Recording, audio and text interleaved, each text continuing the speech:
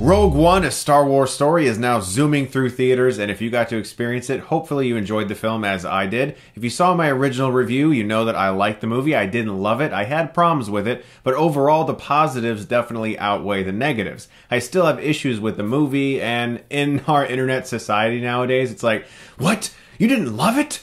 What? You didn't hate it? Well then what are you? Are you just some weird alien thing that you just kind of... You liked the movie? But tonight I saw the film again and I took a lot of notes, very messy notes because it was a dark theater and I was doing my best. But this is going to be a spoiler-filled review. So if you have not yet seen Rogue One, I'm about to talk about the entire film in depth. So if you don't want to be spoiled, I've just warned you, let's do this thing. So first, let's talk about a few things I didn't talk about in my initial review, that of Michael Giacchino's score. It does kind of sound a little rushed. It's not bad by any means. It's not necessarily something that I don't like. I just am such a fan of him. I've been listening to his scores ever since his first score for Call of Duty.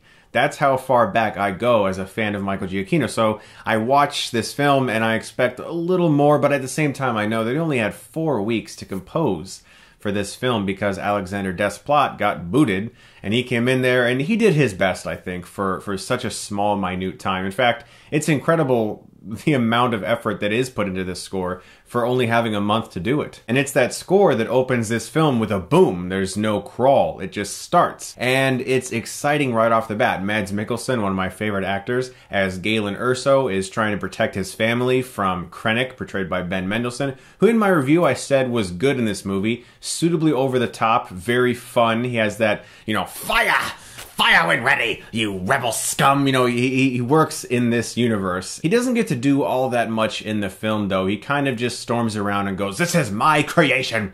I created the Death Star! Cartoon Tarkin!" And when Jyn is left behind, she's found by Saw Gerrera, played by Forrest Whitaker, and something that kind of bugged me that was such a small little nitpicky moment that I don't really understand is that she seems to have a stormtrooper doll because one of the Death Troopers finds a stormtrooper doll and he thinks that maybe she's around this area.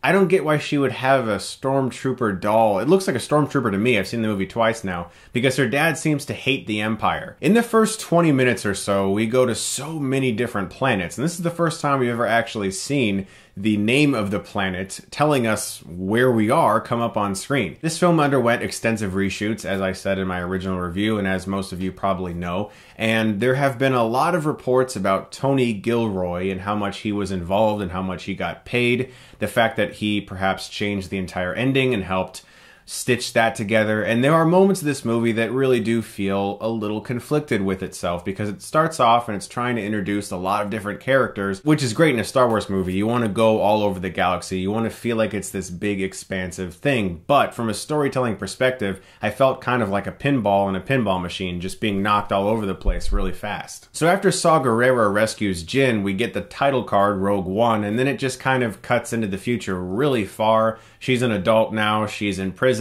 She's clearly not the greatest person, dealing with a lot of problems. Diego Luna is also not the greatest person because although he appears to be a rebel, i.e. a good guy, he shoots a guy in the back after he gets the information he needs and kind of just leaves. And this ties into the fact that this film explores the side of the rebellion that isn't necessarily squeaky clean. These guys can get dirty. These guys can do things that they don't feel happy about. And I liked that. There isn't really much else given to Diego Luna's character. I mentioned in my spoiler-free review that he has one outburst where we learn a little bit about him. And that is that he says, "I've been doing this since I was 6 years old. I've been in this since I was 6.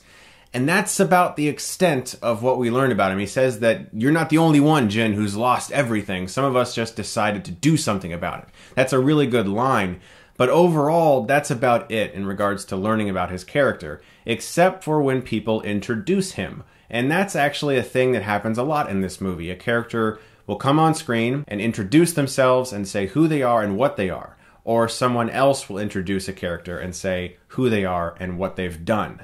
And that happens a lot with Jin. People say, this is Jin, here's your list of all of these offenses you've made. The same thing with Diego. Here's Captain Cassian, and this is what he does. Even K2SO, the first thing he says is like, hello, I'm a reprogrammed Imperial droid. My specialty is strategic analysis. And I'm like, okay, that's cool. I mean, I get that you need to know these things. And in the original Star Wars films too, C-3PO would be like, I'm a protocol droid. I'm fluent in 6 million forms of communication. And that's fine. I expect movies to have some exposition. I know that that's a requirement, and sometimes it's inescapable. But in this film, I want a little more, especially in a Star Wars movie. I want a little more than just, hello, I'm Chirrut. I'm one of the guardians of this temple of the Kyber crystals. This is my friend Baze. Hello. That friendship in Rogue One is one of my favorite aspects of this movie. I think it's so well realized between the two of them. You see like a world there, like they've been friends for 20, 30 years for all we know. It really sells that friendship through their emotion. You feel like these guys have known each other forever, but you don't really know why. There's never anything else attributed to it beyond the fact that they're just really cute, likable guys, and they kick a lot of ass. One thing I noticed about this movie when compared to Force Awakens, strangely enough, they both have a very strong female protagonist that's brunette, who has a scene where they are kicking ass. And a man's about to come up in there and help, and then they just get this shocked look, and they just kind of stop. In Force Awakens, Rey is beating up dudes, and Finn is like, oh, okay, I guess I don't have to do anything. The same thing happens in Rogue One. Jin is beating up dudes, and Diego Luna is like, oh, okay, I guess I don't have to do anything. It's kind of like, really? We just did that a year ago. Riz Ahmed, who I thought was amazing in Nightcrawler, here plays a pilot. Eventually, we learn that he was in some way, I guess, inspired by Galen Erso to defect from the Empire. We don't really know why. He seems to suggest that he inspired him to know what he should do inside of him, and that made him want to defect and help people get that information from Galen to other people. So he tries to go to Saw Gerrera, and we get a very interesting scene. We finally have a Star Wars tentacle porn scene. I've wanted one of these forever. I can't even explain how many letters I have written to Lucasfilm over the years to get me a hentai tentacle porn Star Wars scene. I can't keep a straight face anymore. I don't really get that scene. I understand what's happening. Saw Gerrera was trying to test if he was a liar or not, so he has this big monster come in and it starts wrapping its tentacles around the pilot.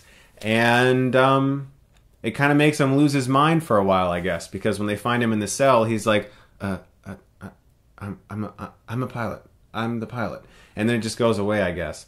It just felt like such a weird scene, like just such a tacked-on moment that, strangely enough, we have a mind-reading tentacle monster exploring this character's mind, and we still don't learn anything about him. So in my spoiler-free review, I said there was a motion capture character that at times distracted me, and that character is Tarkin. Now when he's introduced, it's his reflection on a window, and he's looking at the Death Star, and there's someone behind him talking, and when he's just staring out into space, I was like, oh my gosh, this is amazing. Holy shit, this is so perfect. I love what they're doing. And then he turns around and you get a full close-up. And then he's in the rest of the movie a lot. Really big, grand shots of a motion capture Peter Cushing, who no longer is alive. And I thought what they were doing at first was really respectful, just showing him from behind with that reflection. But the fact that he's in this movie so much, to me, was a giant distraction. It's not necessarily bad motion capture work, but my best way to describe how it took me out of the movie is to actually reiterate what the guy sitting behind me said. When Tarkin turned around, the guy whispered to his friend, oh man, that's CGI. And that's exactly how I felt. It's just, you instantly zero in on it as not real. It's really good motion capture work, but when we are in a world where you can look at Dawn of the Planet of the Apes, or even the trailer for War for the Planet of the Apes, and just be blown away by what Andy Serkis and company is doing, this to me felt lacking. And there's another motion capture character in the very last shot, Princess Leia, Carrie Fisher. My issue is that when you fully CGI a human being, you better make it damn near perfect. And I'm talking about perfect. Even George Lucas, when he made Revenge of the Sith, knew to put Grand Moff Tarkin in just one wide shot, and that was it. They didn't over-rely on that. Granted, the technology wasn't quite up to par in 2005, but I just feel like say 20, 30 years from now, if I popped in Empire Strikes Back, that film's still going to hold up. If I pop in Rogue One in like 30 or 40 years, I have a feeling that I'm going to zero in on Tarkin's face and be like, oh my god, that's 2016 motion capture work right there. Maybe I'm thinking too much into it. Maybe some people won't be bugged by it, but for me, it just really took me out of every scene he was in. And what I wish they had done was just have a few scenes with him, maybe do like that reflection in the window thing and not focus on it too much, and take some of the scenes that were with him and put Vader in those scenes so you could have a little more with Vader, because going into this movie, obviously, most people are pretty excited about seeing Vader unless you are one of those people that followed every little ounce of internet speculation and spoilers, or maybe you read Catalyst. These are all things I haven't done. I just watched the 3 main trailers and then saw the film, so naturally, I was excited for a little more Vader. We do get a badass scene. That scene, oh my god. Goosebumps everywhere, just so, that's what I need. I wanted a little more of that. I would have preferred if Vader was on that beach with the Rebels and the Empire.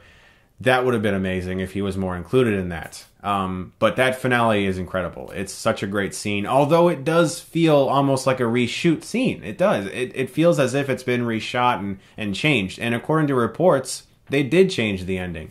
And there's a lot of things in the trailer as well that don't show up in the movie, like the TIE fighter coming up towards Jyn on that walkway. That's not in the movie. Her I Rebel line is not in the movie, which I'm fine with. There's a lot of things. Saw Gerrera saying, if you continue to fight, what will you become? In the trailer, he's bald when he says those lines. And in the film, the only times when he's bald is when he rescues young Jyn. For the rest of the movie, he has gray hair. So I'm not sure what movie was being made, but it has been heavily altered. And if you pay attention to the way a film is edited and you're looking for a tone and you're looking for everything to feel as if it flows naturally, then it's possible that Rogue One is going to feel a little rocky for you. Its first 2 acts, especially on second viewing, drag. There isn't all that much of interest happening for a while until we finally get the big, incredible third act. There are some fun action sequences, like the shootout on Jedha, Donnie Yen kicking ass. One of the things I really liked about Rogue One is how it handled references. It wasn't too beat you over the head. The C-3PO and R2-D2 shot, I feel like, was just sort of so that they could be in this movie, because C-3PO and R2-D2 are in every Star Wars movie, so I feel like they were like, well, we gotta put them in this one because they're in every one. I liked the death sentence on 12 Systems guys showing up. That was really cool. One of my favorite scenes in this movie that actually lets a little bit of Jyn's wall down and you can kind of see into her a little bit is when she receives the hologram message from her father. I thought that was a really emotional scene and really well acted on Mads Mikkelsen's part and Felicity Jones. Also, it leads to my favorite part of Rogue One, easily the thing I love the most about this movie, which I talked about in my review as that thing that helped correct a flaw that people have talked about with A New Hope for a long time. What that is that it's so easy to blow up the Death Star. I mean, it's not easy. Easy? You call that easy? But I mean, technically, it's a horrible weakness. It wasn't easy for the Rebels to do what they did, but it's a terrible weakness. Why would the Empire design that? Well, that's because they forced a man to help them build this who didn't want to do it. So he gave the ultimate middle finger to the Empire by designing this shaft that gets down to the reactor. That's so great. I mean, that adds an entire new layer to A New Hope, and that's easily my favorite thing about Rogue One, and that's because it's the one thing that this film does that helps shape and add to what we've already had. It builds to the overarching story of the Star Wars saga. It's the one thing that I can pinpoint as something that genuinely impacted the entire Star Wars universe for a better. And Forrest Whitaker dies in this scene pretty early on in the movie, surprisingly, because they decided to test the Death Star on Jedha City. And that thing just blows shit up. And that is some incredible CGI. Again, I can't complain about pretty much 99% of the CGI in this movie is incredible. It's beautiful. There are gorgeous action scenes in this movie that had me white-knuckled. So let's talk about the introduction to Darth Vader. The shot with the shadow, when the door opens and the shadow is just humongous behind Krennic, a thing of beauty. Now this scene is a lot of fun because Darth Vader is in it and James Earl Jones is in it, but easily the best part of it is when he chokes Krennic and he says, "Don't choke on your aspirations, director." And I was like, oh my god. That's the Darth Vader line that I'm taking away from this movie. And it's easily like the Darth Vader line. Like the rest of it is him just kind of talking about, you know, there's no Death Star. You know, the Death Star doesn't exist. This was a mining accident. And then he has like an amazing moment. And I just wish I got more of this guy. He's one of my favorite movie characters of all time. So obviously I wanted more of Vader. Seeing it a second time, I was prepared for that. So I was able to go in and be like, okay, I know I'm not going to get a lot of Vader, but let's just experience the film anyway. And still, leaving it, I'm like, oh man, I need more of that guy. So Jyn is unable to convince the rebels that these Death Star plans are there and that they need to be taken and that it gives them a strategic advantage. So she gets a rebel band, like rebels of rebels, who volunteer to go and get these plans. And eventually, I guess the rest of the alliance kind of gets excited about it too and decides, well, they're already there fighting, let's go help them. And it was kind of like, oh, okay, why didn't you just go in the first place, you know? I mean, just go. Like, I get why they didn't want everyone to go, because then it would seem like there was too much of an advantage. You gotta make it seem like the heroes are small, like they're vulnerable. But then later the rebels come anyway, so it's like, just go! Just have everybody be like, yay, let's be a rebellion and have hope. And there's a line in this movie that actually really touched me. For some reason, even though I don't know anything about Baze, when Baze looked at her and went, "Good luck, little sister," I was like, oh, that's adorable. I like that. And it just made me smile. Also, something they did I thought was really cool was they reused older stock footage from A New Hope of the various fighter pilots that were in A New Hope to include them in this squadron, which I thought was a really cool idea. And my god, what a missed opportunity though. We could have had more Porkins. But we didn't get more Porkins. That's not really a problem. It's just, can you imagine how funny that would be? In fact, maybe that's why they didn't, because it would have been just so amazing. Like, oh my god, Porkins! New footage of Porkins! And there's a scene in The Empire Strikes Back with AT-ATs. Luke says, that armor's too strong for blasters. Rogue Group, use your harpoons and tow cables. Go for the legs. But in Rogue One, the AT-ATs are being downed by X-Wing fire, which I didn't quite get.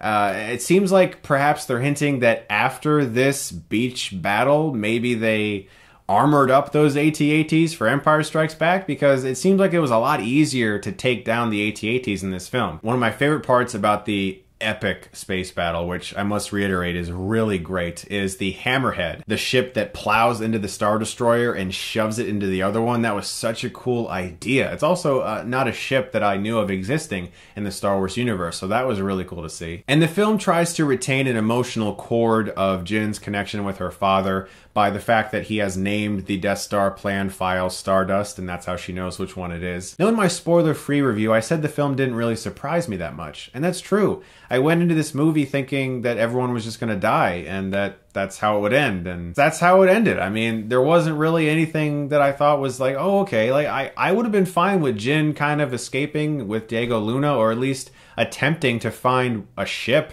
I mean, they're in like this incredible giant area with all these like pilots and ships. There's got to be a ship somewhere they could have found. I just feel like they kind of gave up because the script wanted all the characters to die. But since I didn't feel an emotional connection with any of the characters, and since most of them felt very disappointingly bland to me, I didn't really care. I didn't feel that weight or that impact. And I have this smallest little nitpick that I guess doesn't really mean anything, but to me it felt like very sloppy editing. At the end, when Diego and Felicity Jones are hugging and the explosion is nearing them, they have their eyes closed. And then at the last second, Diego Luna kind of opens his eyes and looks over like that. And then the explosion encompasses his face. And I was like, that was sloppy. Like, I've never seen that. Why did he randomly open his eyes at the last second? To me, that felt like rushed editing. There are a few edits in this film that do feel very rushed. There's an edit where it's coming up towards Krennic's face when he's sitting like this on a ship, and he looks over, and right before it cuts, his eye darts like this over to the right.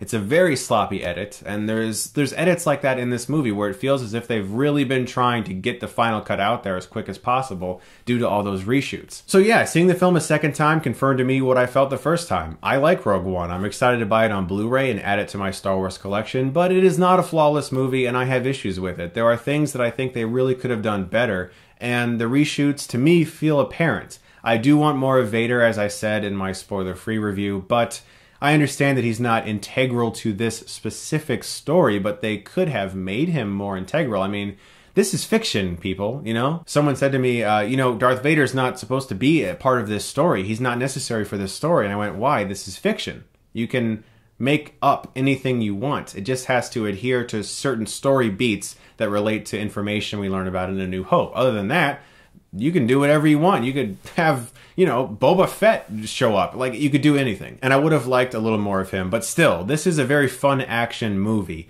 that for me is emotionally lacking. Those are my spoiler-filled thoughts on Rogue One, A Star Wars Story. What do you guys think of the film? I understand that a lot of people enjoy the film. From what I've heard from just tonight's screenings, I understand that some people are very mixed and a few people actually hate it. But I mean, that's to be expected. It's a Star Wars movie. The real reaction for a movie this big isn't really going to be felt till months from now. The general consensus, it's going to take a while because people are still on this super high from it. I mean, I'm still coming down off of being excited about it. Guys, thank you so much as always for watching. Look forward to something very cool very soon. I'm traveling to Chicago to partner up with one of my biggest YouTube inspirations, Doug Walker, aka the Nostalgia Critic. We're going to be working on a giant epic Rogue One review for him. For his channel, Channel Awesome. I can't wait. It's going to be so much fun. You guys are the best. And as always, if you like this, you can click right here and get Stuckmanized.